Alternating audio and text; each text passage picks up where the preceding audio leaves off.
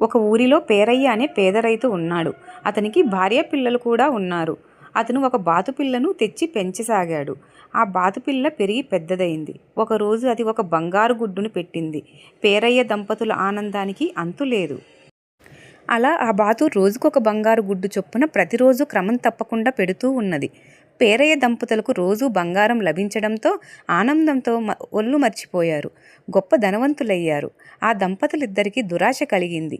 ఒకరోజు పేరయ్య దంపతులు, ఈ బాతు ప్రతిరోజు ఒక్క బంగారు గుడ్డే పెడుతుంది కదా, దీని పొట్టలో చాలా బంగారు గుడ్లు ఉంటాయి.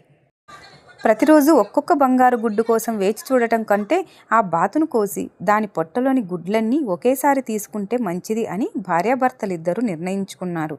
ఆలస్యం ఎందుకని పేరయ్య దంపతులు బాతును కోసి పొట్ట చీల్చారు.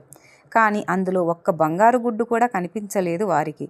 పేరయ్య దంపతులు నెత్తి నోరు కొట్టుకొని దురాశ దుఃఖానికి కలిగిస్తుందని కృంగి కృషించిపోయారు. ఇందులో నీతి ఏమిటంటే దురాశ దుఃఖానికి చేటు.